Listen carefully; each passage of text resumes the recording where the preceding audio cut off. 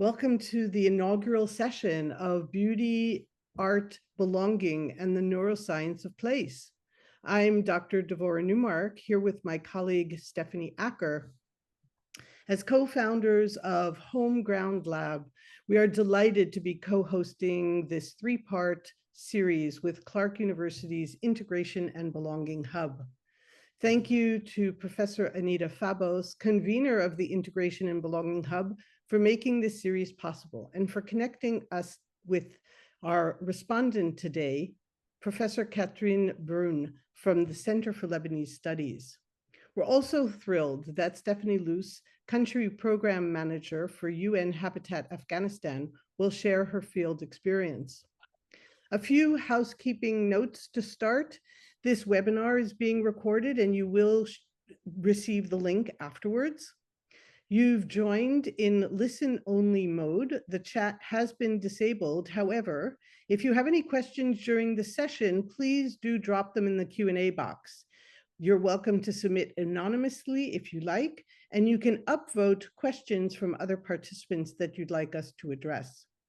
We'll have time to take a few questions live during the Q&A and respond to the rest of them on LinkedIn over the next few days. Today, we're making the case that humanitarian response without aesthetics inevitably fails. Maybe that sounds bold to you, but over the next hour, we want to convince you that beauty in the built environment isn't a luxury for later. It's not something that can wait or be sidelined, but rather it's the infrastructure for survival, dignity, and belonging. And by beauty or aesthetics, we're talking about the qualities of the environment, such as scent, color, and familiar patterns, which all support comfort, agency, and meaning. If you remember only one thing from today, we want it to be this: humanitarian aid that ignores aesthetics can keep people alive, but it undermines both recovery and resilience.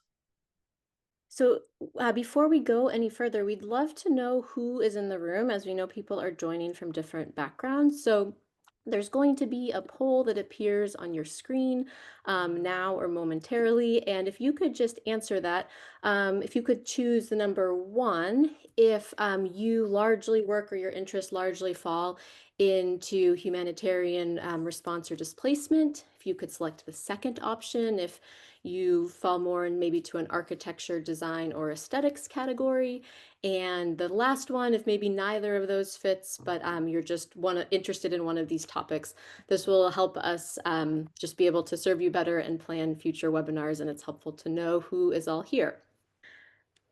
So I'm guessing that if you're here, chances are you've had a hunch that like the system isn't working. Maybe you've seen pictures of like endless rows of white tents or bare concrete blocks or spaces that feel and look temporary, even though people have been living in them for decades.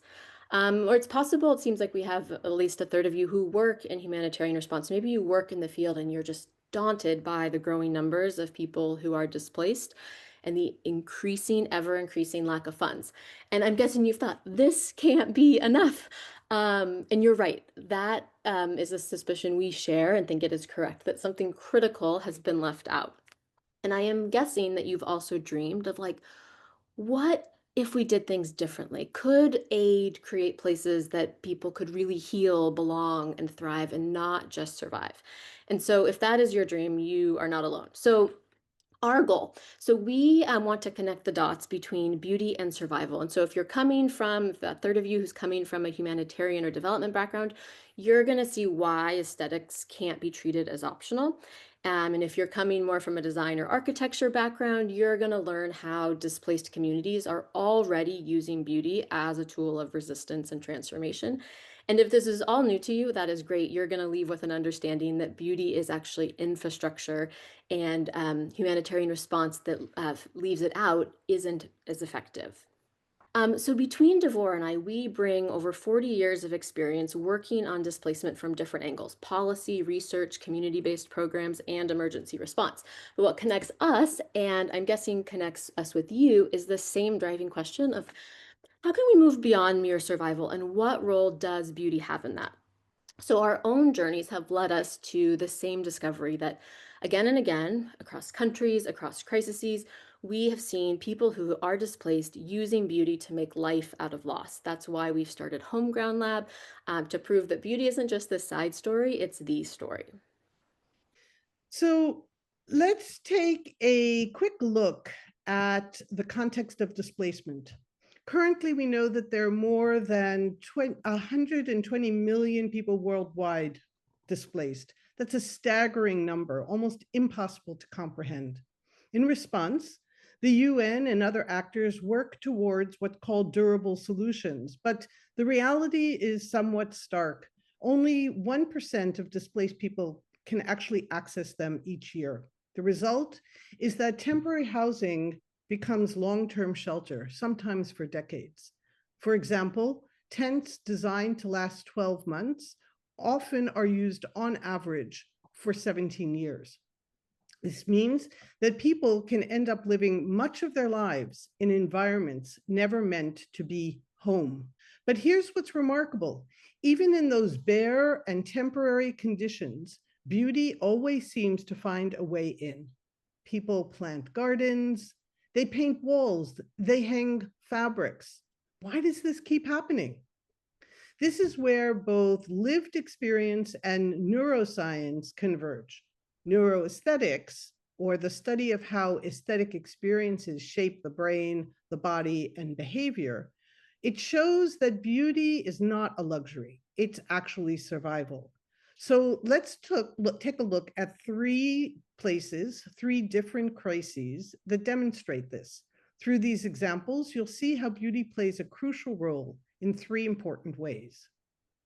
In the West Bank, our collaborator, Nizar Al-Assa, works in Palestinian refugee camps that were designed in 1948 to be temporary housing. But nearly 80 years later, the third and fourth generations have been born there. Nizar visited his neighbors and asked what beauty means to them. And one neighbor, Bassem, explained, feeling that there isn't enough space for gardening is a bad feeling because my family has a strong desire to garden. We compensate for this by gardening in plastic containers, on balconies, and in the main entrance. It has a special impact on me, my family, and the neighbors. As you can see, passersby on the street feel a sense of peace and stability with the presence of flowers.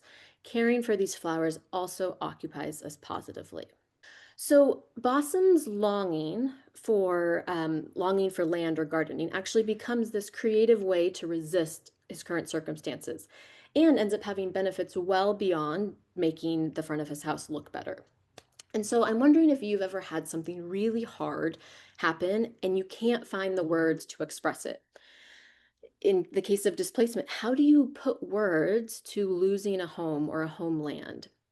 And so neuroscience shows actually that the mind works first by sensing, and only then can we make sense and give words to something. So a deliberate act of beautification, like Bossum is doing in gardening, actually provides a bridge, giving people a way to do this first part, feeling and integrating, sensing, expressing what language yet can't describe. This is also really critical because this is the groundwork for hope. Why, you might ask? So, making something beautiful pulls the body, mind, and emotions into the present. And when that happens, our anxiety goes down, worry goes down. And this is what opens the doorway for hope because we can actually only imagine a future based on our past or our present. So the less time we're spent activated by fear, the more capacity we have to imagine a different future. So the second thing that beauty does is to restore a sense of identity and agency. We'll explore these two examples in depth during our upcoming webinars, but here's a preview. In Sindh, Pakistan, the 2022 floods destroyed over 1.2 million homes. One survivor, Cutter Books, recalled, "We had lost everything, not just our homes, but our hope." Working with the government and local partners, Catholic Relief Services led owner-driven reconstruction and trained nearly 2,000 local craftspeople in safe building and artistic design. The result? Resilient housing that reflected culture and beauty.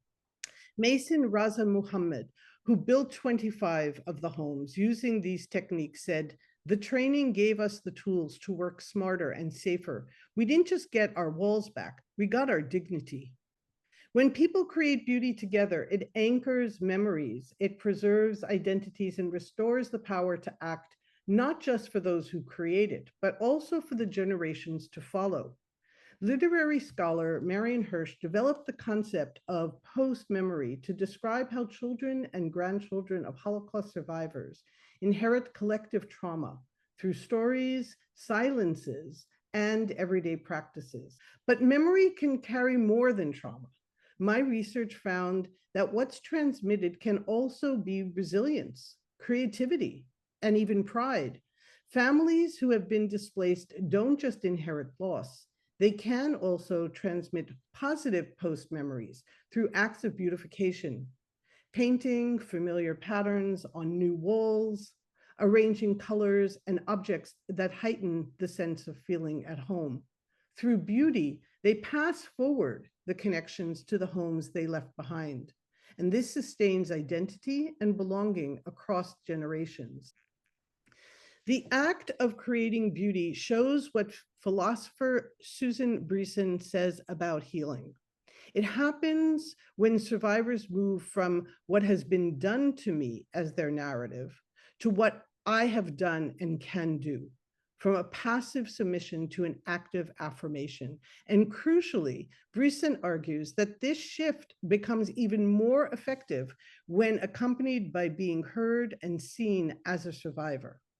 So, the next thing we see that beauty does in displacement is to help build belonging and resilience. So, in Colombia, displaced Venezuelans had relocated to Colombian neighborhoods that were already struggling with poverty and exclusion. You can imagine that this made tensions quite high. So, Casa Pintada, a program spearheaded by Juan Pablo Franco at the Blue Monk Group, used beauty and paint to address that. How? So, in 44 neighborhoods, Venezuelans and Colombians worked together to identify shared spaces that needed refreshing, needed some renewal. And in workshops, they trained women and youth in a role printing technique inspired by the Zanu. And together, they transformed neighborhood blocks with patterns and colors chosen by residents. Sometimes families painted their own homes, sometimes neighbors would help those who couldn't. One woman who participated in the program said it was an act of love and respect for our neighborhood. And in a post program survey, 95% of the participants reported that after the program, there was increased trust, cooperation, and solidarity. One teen even wrote a song, I won't sing it, said, Casa Pintada didn't just give us color, it gave us back each other. So this isn't just a visual transformation. Paint and creating beauty together led to this. And this aligns so closely with what sociologist Robert Putnam found that in diverse neighborhoods, trust, relationships, belonging, that social capital only grows when there's intentional efforts to bridge divides. Now, you may be listening and thinking, well, this all sounds nice in an ideal world, but isn't beauty a luxury we can't afford in immediate crisis response?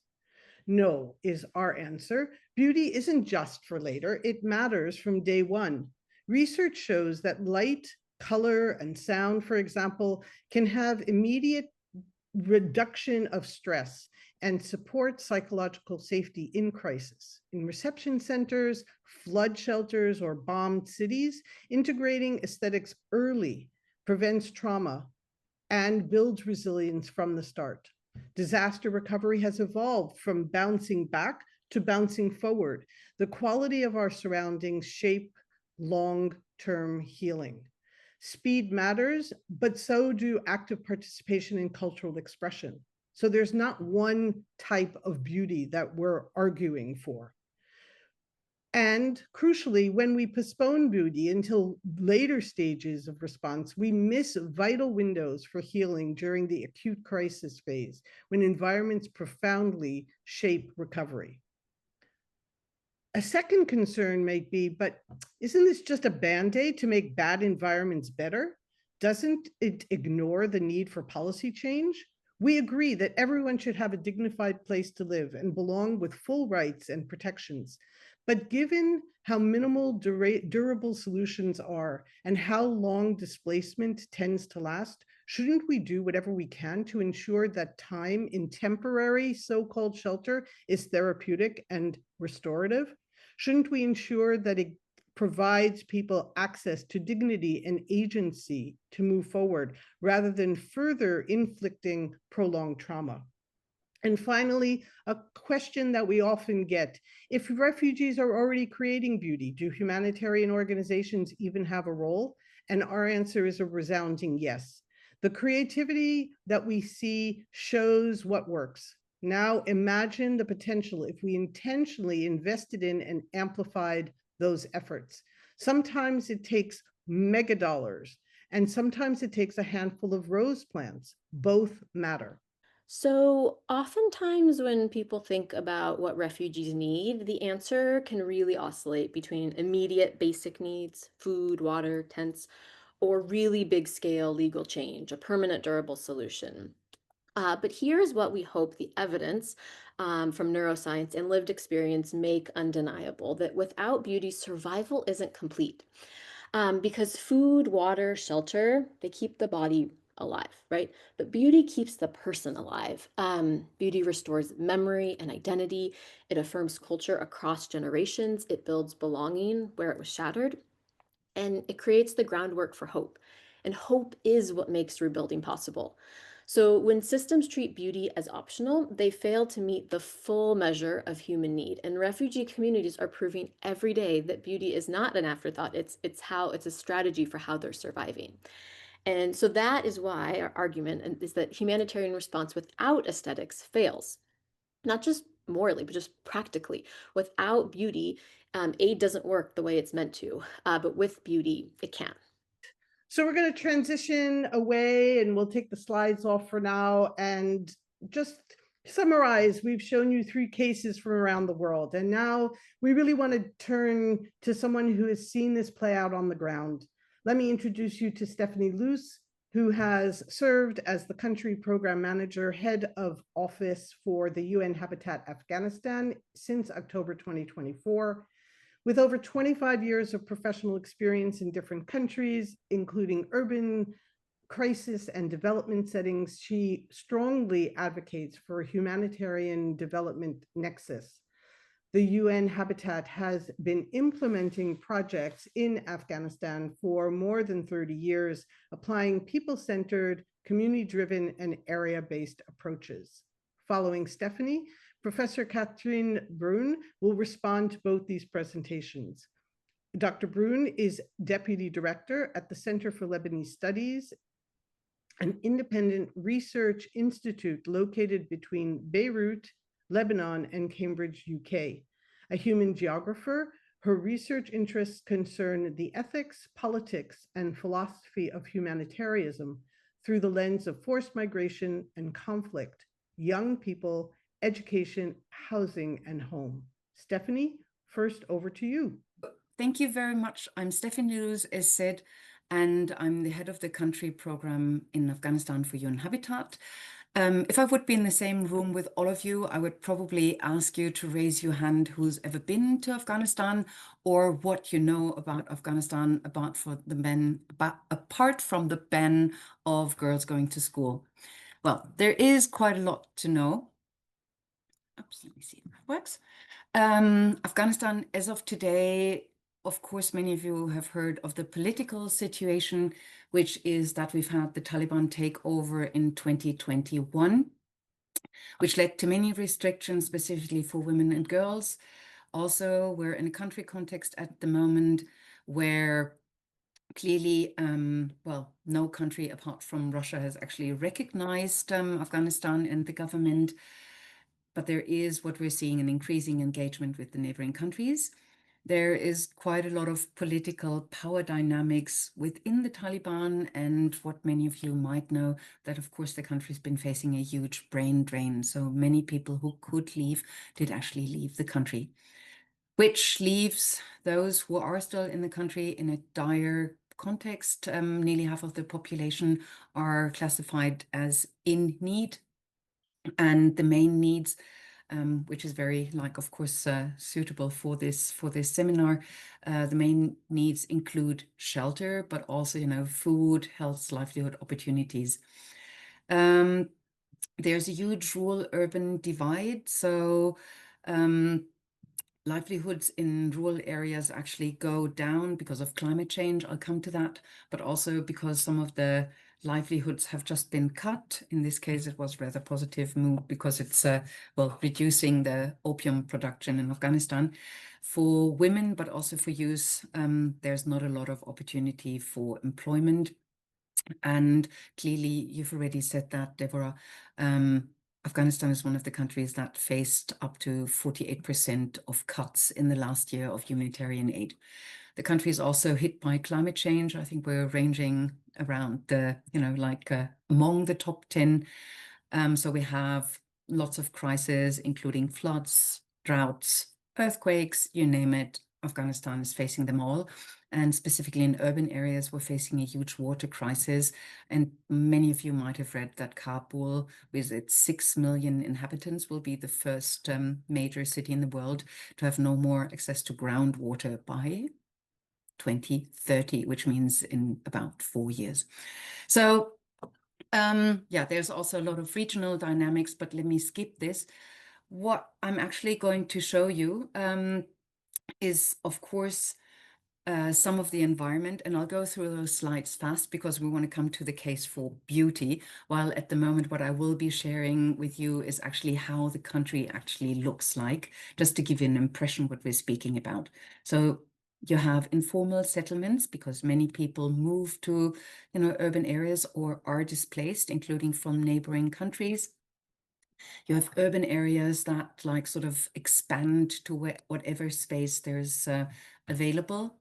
You have inadequate living conditions for, for those who are living in rural areas because there's a lot of poverty, but also for those displaced people who actually try to move to urban areas. That is a public space, and you'll see why I'm using these pictures at the moment. You also have the environmental degradation, just to give you an idea what that sort of looks like. Of course, there's a huge lack of access to basic services. This is the situation of, let's say, public infrastructure, including schools. So those pictures are both taken, they're from schools. And on top of that, the country has, in 2023, but also just recently faced a huge earthquake in the east, frequent floods, and overall living conditions are actually really relatively poor. You can see that. So where does beauty come in? Again, some more pictures which actually show the living conditions of people. And you already raised the question, how does beauty help in such a context? Well, it does create hope. It helps people to increase identity and ownership, and it creates the sense of belonging, as you've already mentioned. I couldn't explain it with the neuroscientist things because I'm an architect by profession, but what I can actually see is, let me try to skip this video, and we can always return to it later. So where does beauty sort of come in? Let me get back to that. What we're seeing is that in Afghanistan, people are using beauty to actually improve their shelters. And the question is, of course, how can we as humanitarian actors or as development actors, how can we support people? No? First of all, and this is what this slide is about, is actually trying to listen to them. It is about understanding what are their needs, is making sure that whatever we provide as solutions is actually tailored to what their needs. And what those pictures are showing is that we speak to the people. We also make sure when we have shelter programs that we don't just try fit one solution fits all, but we actually do a detailed assessment of every shelter.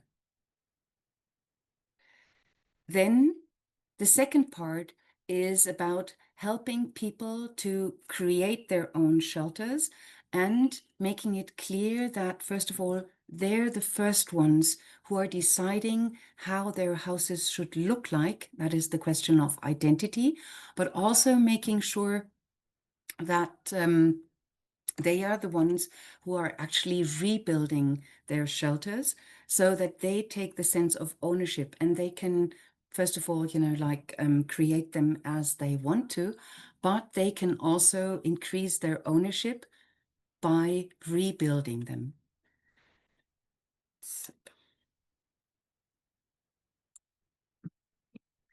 So in the end, we do have shelters which might look temporary from your perspective, but for most of the peoples we work with, they are actually more than temporary, because the second part, which leads to identity and also increased ownership for a shelter, is actually supporting people's HLP rights. So housing, land and property. Of course, that is not possible if you're working at this stage where you're just living in tents.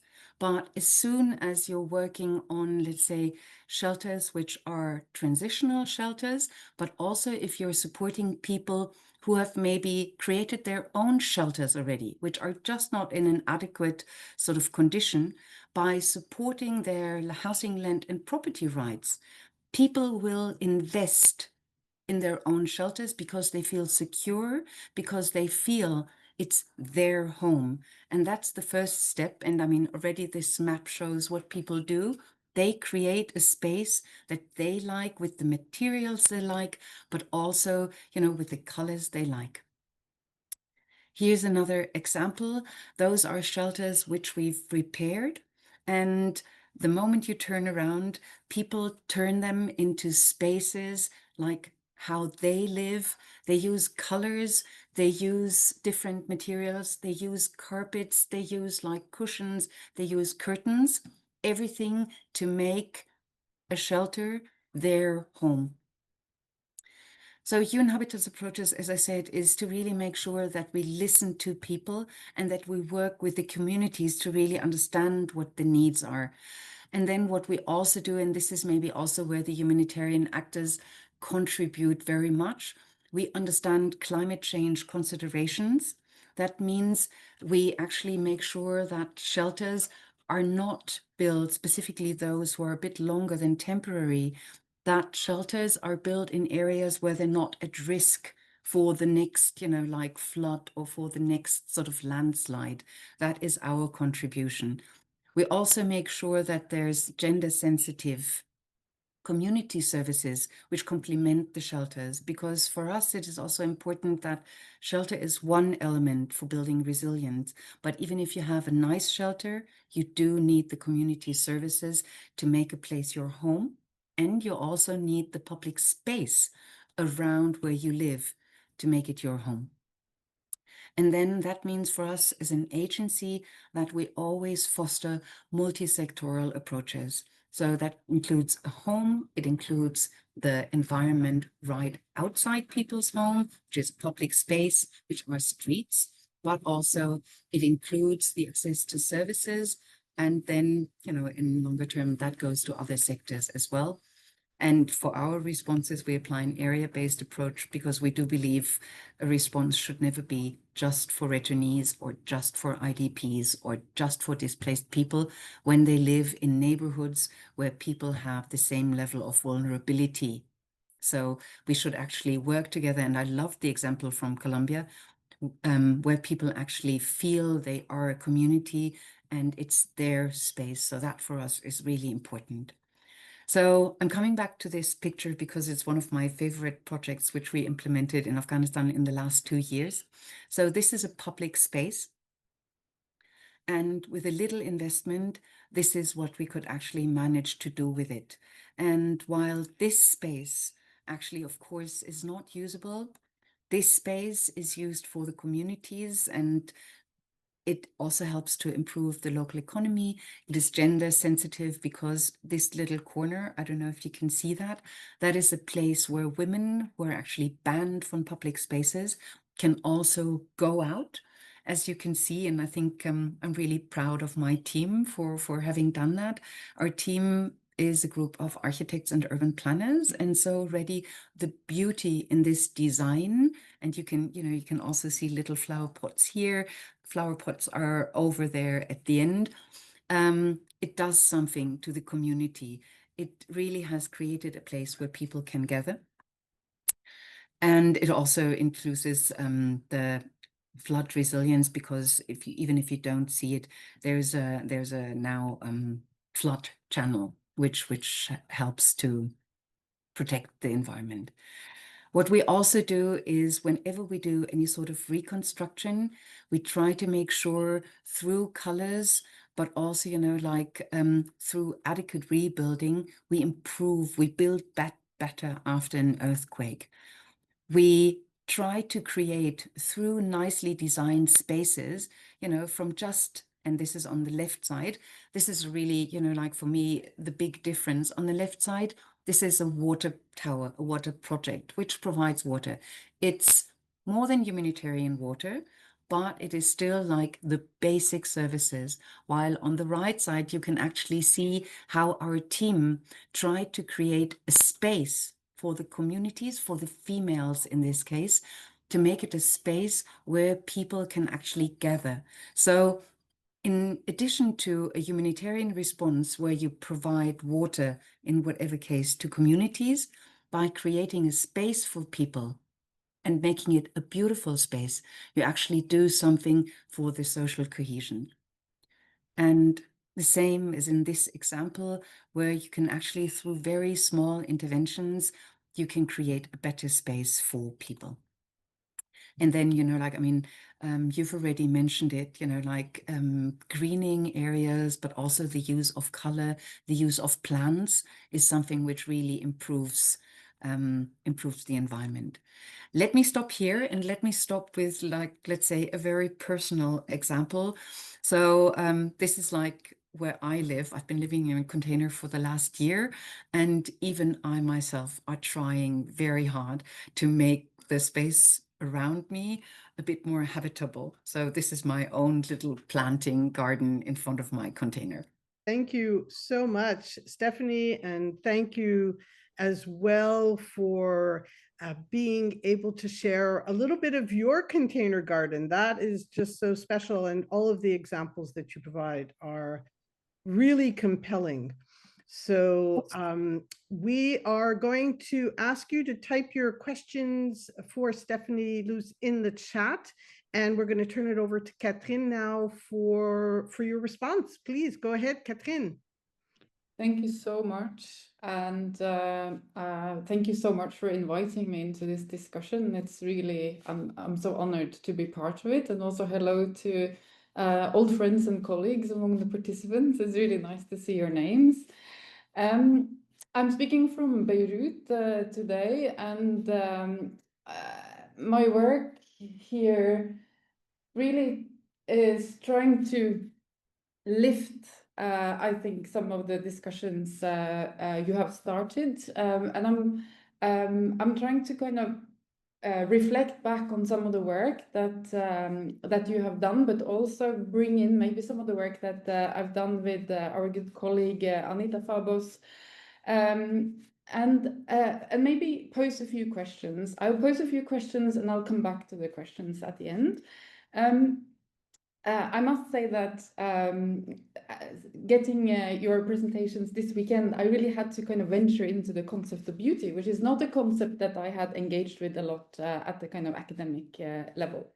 And the presentations that you have done so far today brought up three questions that I've been trying to think of and try to reflect on in this little short intervention.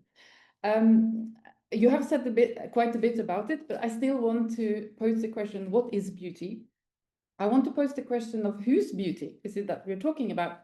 And even though you have said it, I want to ask again, why beauty? But in other words, the why question here is really, is beauty the most appropriate approach for what you aim to achieve? Or is it more the outcome of that approach? And how can we think about that? I think also what's quite interesting is the way we think about immediate outcomes and also more long-term outcomes.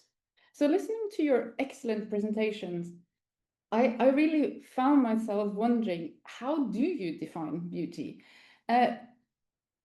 When I went into the academic discussions on beauty, and I only scratched the surface of this, of course, I get a sense that there's a danger in your presentations that instead of defining beauty, you seem to indicate a specific type of beauty or a specific gaze or positionality in beauty. And I was wondering about this understanding of beauty that you are proposing. Is it closer to your understanding of beauty, or are you referring to the notion of beauty that people are presenting? You are presenting some examples, but I want us to challenge ourselves and the gaze that we have in beauty. To some extent, beauty can be both subjective, a personal experience, but it often can also be more universal. It can be a dominant understanding of beauty, that an ideal of beauty that is portrayed. So to this end, beauty is also somehow entangled with power, whose aesthetics are valued and whose are excluded. It seems to me that in academic and philosophical sense, beauty is not only about appearance or pleasure, but about the qualities that evoke recognition, harmony, and meaning in human experience. And this seems to be how you're using it. I wanted to summarize the kind of argument that you have, and I connect really well with your work here. I think the emphasis on aesthetics, or maybe perhaps narrower beauty, can rightly, as you say, play a role in creating healing and hope, in restoring identity and agency, and in building belonging and resilience. But then when I also ask why beauty, I have to ask this question because I agree with you that we need to find a way for people to have power over their own lives in displacement. I can see that the productive potential is in beauty, and I understand that it can be a practical implication of broader sets of rights. But should we rather start with those broader sets of rights that can facilitate beauty, as so that rights are the overall aims and beauty is the outcome of it?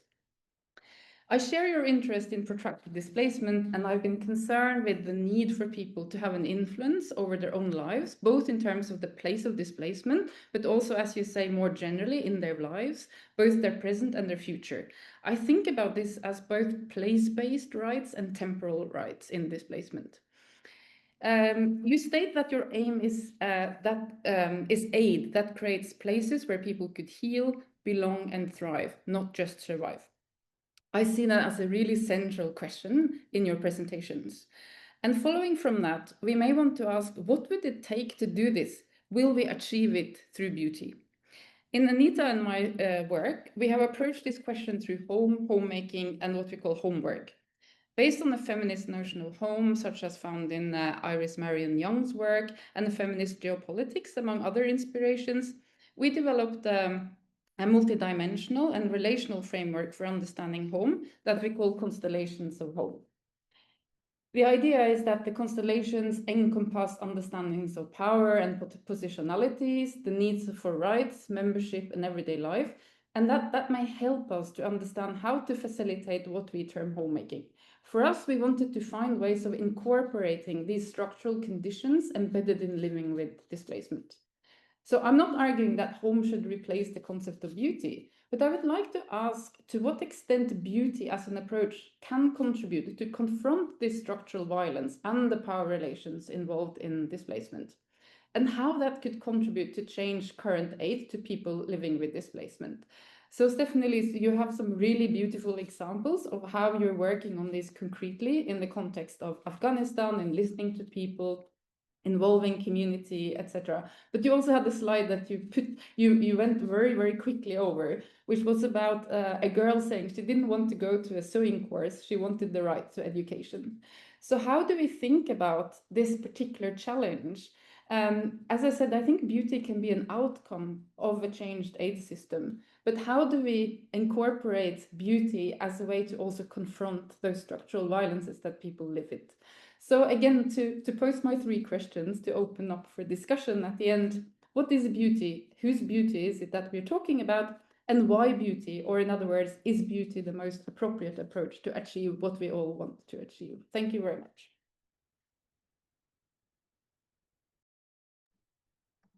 Thank you. Thank you so much. Catherine, I think that you have provided us with so much reflective material. We could likely spend the next hour speaking to that. I'm going to ask Stephanie and both Stephanies if you have a quick response to Catherine's provocations, I will say. And then I'm seeing quite a few comments in the chats. And so we're going to try and also get to those questions. Whatever we don't get to, we will continue in the LinkedIn exchange over the next few days. So over to you. Let's start with Stephanie Acker, please. Thanks, Devorah. Thanks, Katrine. So I want to respond to whose beauty and why is it the approach. So I want to say that our work is anchored in home and the lived experience of refugees as a starting point, and noticing what they are doing and asking why, right? Actually, on policy terms, this maybe doesn't make sense. And in some ways, this is very much inspired by your and Anita's article on making home in limbo, that what refugees are doing is defying how policy terms define them, that they're waiting just for something to start actually until this durable solution comes, that actually they are remaking home. And our research has found that they're using beauty to do so. So it's that lived experience. And so we will never define beauty, because it is the definition that we use at Homeground Lab is the one coined by Arthur Danto of third realm beauty, that it is the intention of the person making beauty, that it is beautiful. So our work is anchored in what refugees are doing and how they are creating beauty and how they define. So in our example from the West Bank, our collaborator Nizar started with a question, like, what does beauty mean to you? And people showed them gardens and explained what that meant to them. And the expression of what that looks like is different and has to be culturally rooted. And why is it the approach? I think because in my mind, it's the approach because no one else is referring this. I think there's been a general acceptance that I think it is easy, if you are not in that situation, to say, oh, this doesn't matter, that isn't important, because I think it's taking for granted how much the built environment, how much beauty in our own life matters. And until we see the reverse of that. So is it the only approach? No. But is it one that we feel like is being left out of the current response, that is an oversight and actually is a intentional use of power to say that actually you don't need this, you don't deserve it. Some people do. And again, it actually, I think, falls into that paradigm. If the paradigm is you're just waiting and your life can begin once a durable solution is found, then maybe beauty can matter. What we find is like, no, we can't wait till then, until you're making a home and having beauty, because that's actually what helps you build and move on. And please, you saw me nodding a lot, but I'm really curious also, Stephanie, over to you in Afghanistan. How would you like to respond to Catherine's comments and questions? Let me first put something or clarify something, because I'm hearing several times now that people wait until durable solutions come to them. That is certainly not going to happen in many cases, just to make that very clear. I mean, not even before all of those cuts in aids. So I would say there's a bit of a different approach to that from pure humanitarian actors who come in as a very first response. And those, let's say, nexus, like humanitarian, more development-oriented actors like UN-Habitat, where we're actually saying there will never be enough aid to provide everyone in need with durable solutions. No way. What we can do is actually to create an enabling environment. That means, like, for example, we're now implementing a project in Kunduz. So massive refugee crisis from the neighboring countries, from Pakistan, from Iran, millions of people being pushed back into Afghanistan, where, obviously no one's waiting for them, but also, they come with what they can carry.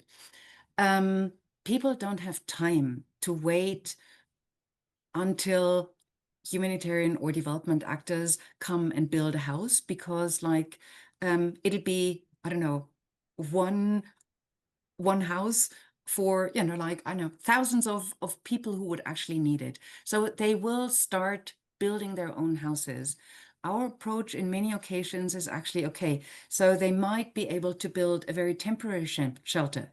What can we do to get them to the next level? So to avoid, for example, that their roof falls on their top.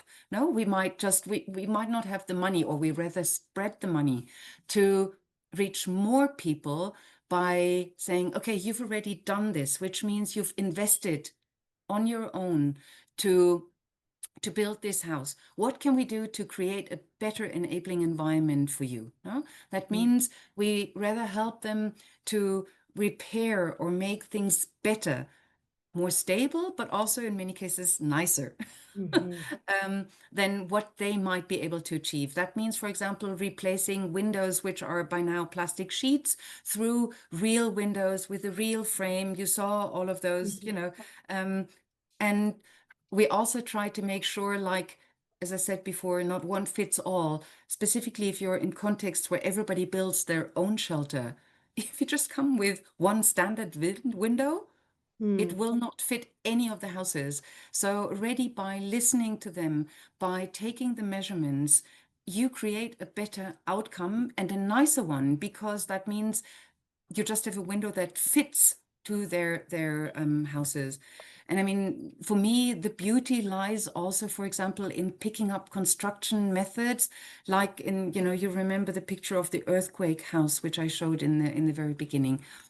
It's the way people have constructed, which is really beautiful, you know, like with the stones and then their constructional elements with the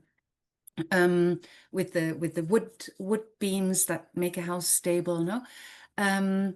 So those can add to beauty, no? And for me, the easiest thing which we can actually provide is, of course, plans.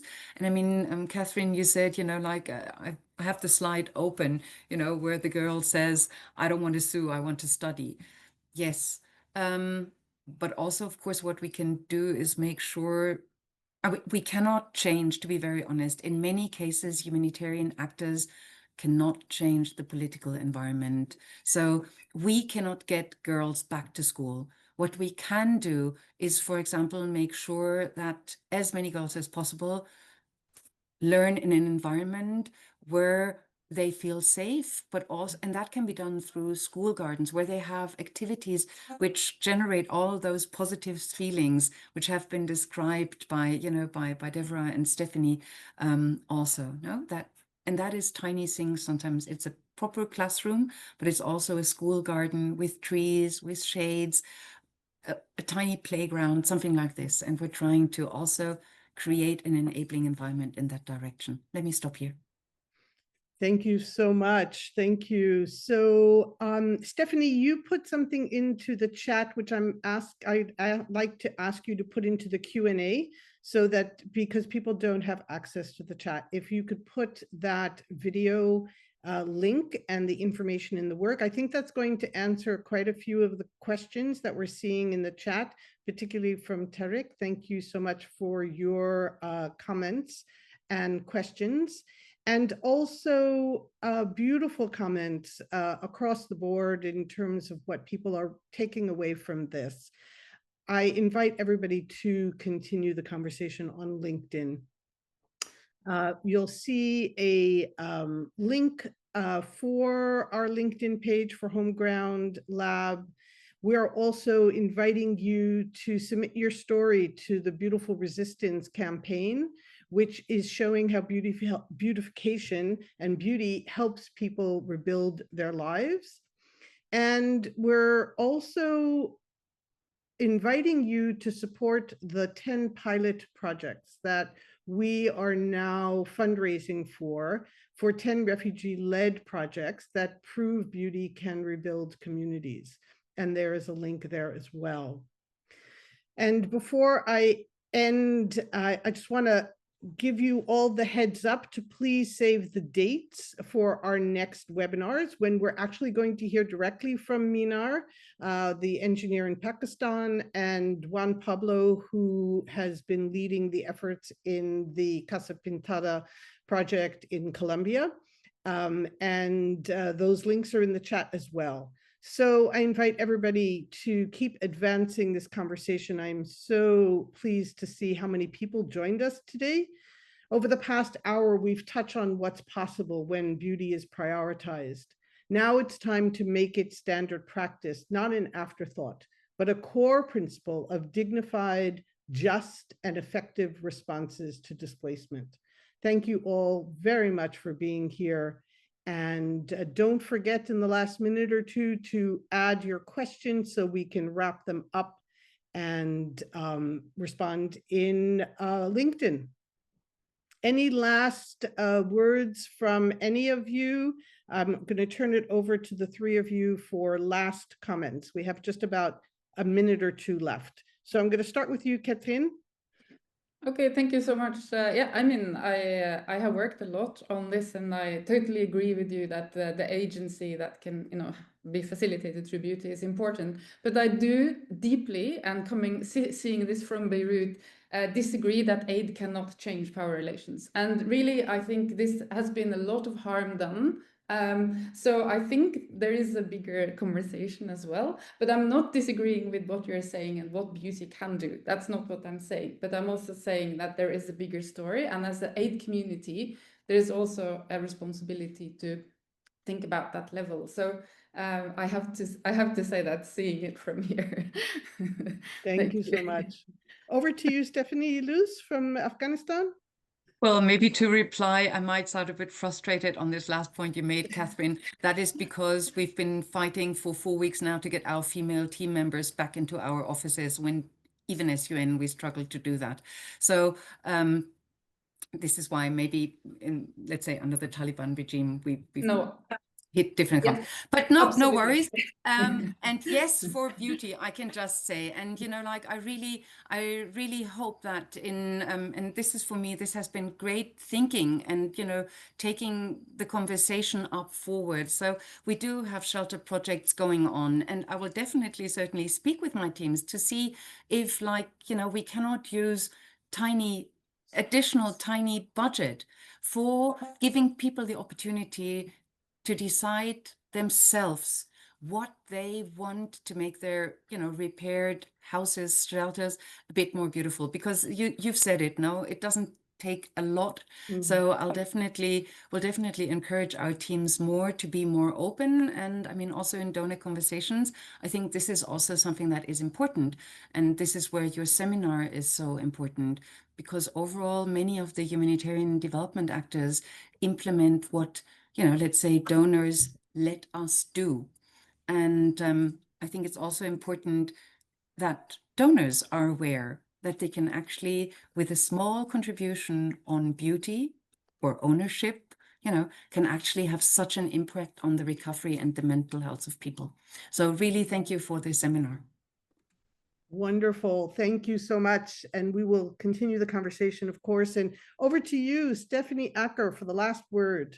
Yeah, so I want to leave all of our participants with a question. So what we start with when we start a project is actually kind of the opposite of policy change and the opposite of humanitarian response, of what is needed and what is the problem. And we start with, where is there beauty and where do people see beauty? So we would invite you to ask that question throughout the day and see what it brings to mind, and see what we can see and see what is possible when we just start looking for a different story that can complement the other work that's going on, but can be a different story that we're working to tell the world. Thank you so much.